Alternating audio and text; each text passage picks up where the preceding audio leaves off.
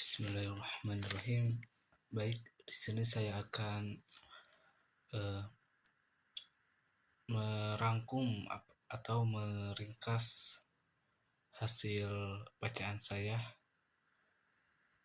yang berjudul Mishkat Pandangan Hidup Islam. Yang mana tugas dari Al-Ustadz Imam yang memerintahkan kepada murid-muridnya untuk merangkum hasil bacaan tentang Mishkat. Sebelum saya berbicara ke materi, saya akan mengenali dulu terlebih dahulu buku ini yang berjudul Mishkat, refleksi tentang westernisasi, liberalisasi, dan Islam. Yang keistimewaan dari Mishkat ini adalah buku ini hanya dipelajari oleh dua lembaga kampus, yang pertama di Gontor dan yang kedua di lembaga Persis. Kenapa kita harus membaca buku ini? Supaya kita mengetahui pandangan hidup Islam, supaya kita tidak terjerumus ke dalam liberalisasi, westernisasi. Dan dengan buku ini, insya Allah kita menemukan cahaya Islam, pandangan hidup Islam. Apa itu Mishkat? Mishkat adalah, sebelum ke materi, saya akan menjelaskan dulu Mishkat ya. Yang ada judulnya ini Mishkat. Mishkat itu adalah, saya bacakan,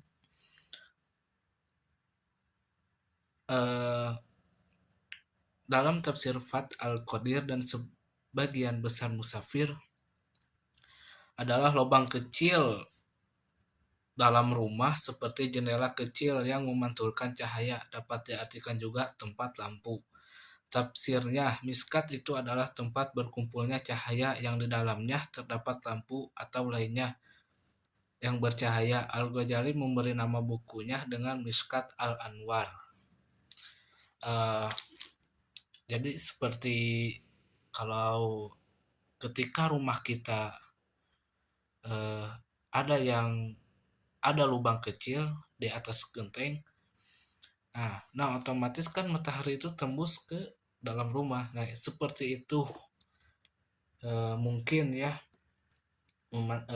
pantulan cahaya yang kalau di istilah Mishkat ini ya ilmu.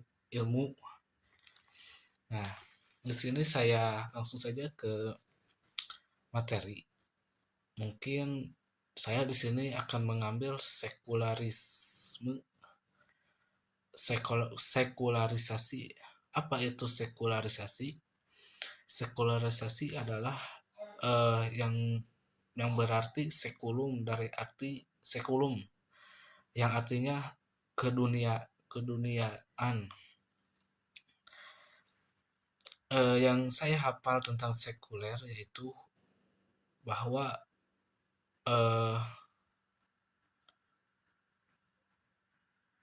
Barat itu sudah ya menjadi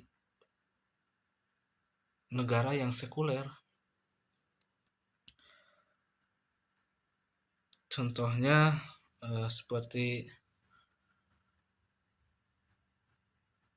kalau di pendidikan itu ketika Muhammad Datsir mendirikan sekolah Pendis, nah itu untuk mencegah pemikiran Belanda yang sekuler di Indonesia. Kenapa? Karena pendidikan pada zaman itu hanya menghasilkan sarjana-sarjana yang bukan kuliah, cuman pekerja. Nah, disitulah Muhammad Nasir mendirikan pendidikan Islam yang bertujuannya untuk insan kamil, manusia yang seutuhnya, dan memahami tentang akhirat juga, bukan hanya dunia saja. Mungkin sekian dari eh, saya yang berjudul sekuler yang bisa saya sampaikan dan yang saya ingat.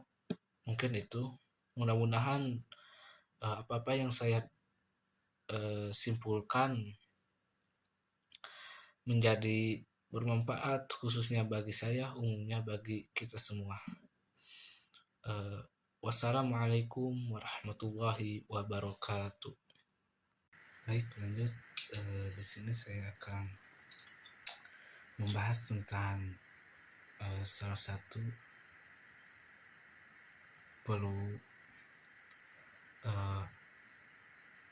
pluralisme.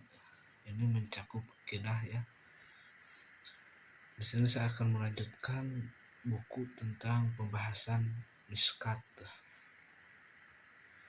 Salah satu paham yang dahsyat sekarang ini dalam soal akidah ini adalah paham pluralisme. Apa itu pluralisme? Pluralisme itu didefinisikan oleh Fatwa MUI. Pluralisme adalah paham yang mengatakan bahwa semua agama itu sama saja dan para pemeluknya pun sama-sama akan masuk surga. Nah, hati-hati, karena anak-anak yang terjebak dalam paham ini itu sangat halus. Di dalam pluralisme ini gitu ya, tidak ada agama yang dianggap lebih superior dari yang lain. Jadi tidak dianggap superior seperti inferior. Jadi semua agama itu sama ya, gitu. Tidak ada yang superiornya, yang menganggap rendah. Superior itu menganggap rendah ya agama yang lain.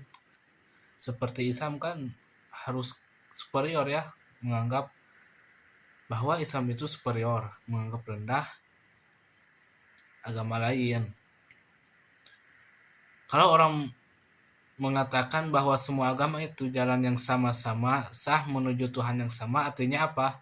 Artinya berarti orang itu mengatakan iman dan kufur sama saja. Nah, seperti tauhid dan syirik sama saja. Kalau orang mengatakan tauhid dan syirik sama aja, artinya apa? Berarti orang tersebut bisa dikatakan ateis, artinya tidak beragama. Mungkin ya lanjutan dari pembicaraan saya tentang miskat ini. Wassalamualaikum warahmatullahi wabarakatuh. Mudah-mudahan bermanfaat. Kembali lagi dengan saya. Di sini saya akan menceritakan tentang religius dan humanis. Apa itu religius dan humanis? Di sini saya membaca ya, akan saya jelaskan yang terlebih dahulu. Ada satu kisah penulis ini Miskat menceritakan yang bunyinya begini: percuma menjadi religius kalau tidak manusiawi, daripada beragama tapi jahat lebih baik berperikemanusiaan meski tidak beragama.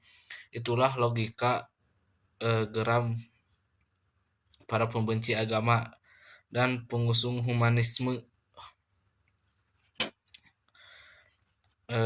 Logikanya begitu humanis, tapi justru seperti ateis, dan ternyata jimat atau aji-aji pamungkas orang sekuler, liberal, dan bahkan ateis untuk menyerang agama adalah dalih humanisme.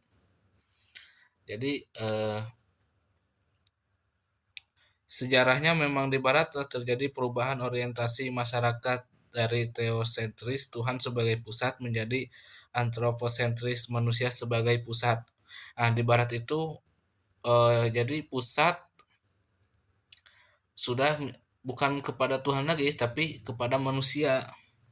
Perubahan itu dianggap sangat revolusioner yang selalu mengiringi perjalanan kebudayaan barat modern hingga postmodern. Jadi eh, budaya barat menganggap pusat itu sudah bukan lagi kepada Tuhan tapi kepada manusia yang disebut humanisme itu.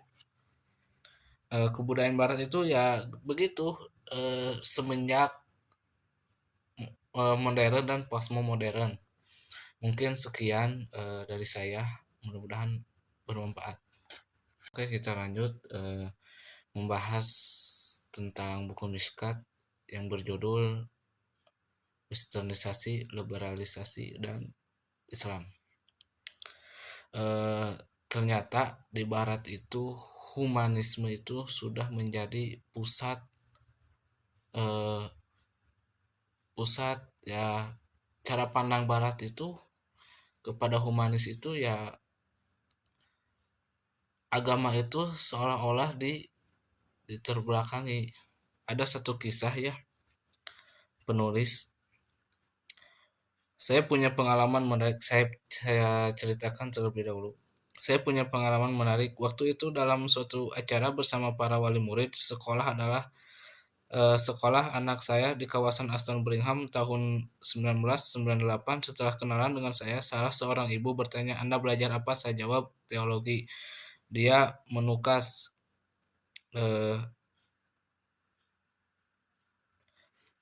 If you want to have a friend, don't talk about religion and politics." Mendengar teologi, ia seperti terkejut dan menjadi tidak bersahabat, lalu meninggalkan saya. Lama saya termangu dan bertanya, ada apa dengan agama? Mengapa agama tidak jadi alat persahabatan? Nah, di Barat itu seolah-olah agama itu tidak bersahabat ya. Saya terus memendam pertanyaan itu selama saya di Inggris. Jadi ya itu cerita menarik ya dari seorang penulis bahwa di Barat itu humanisme itu ya dijunjung tinggi lah. Mungkin ya sekian dari video saya, mudah-mudahan berguna, ada guna dan manfaatnya.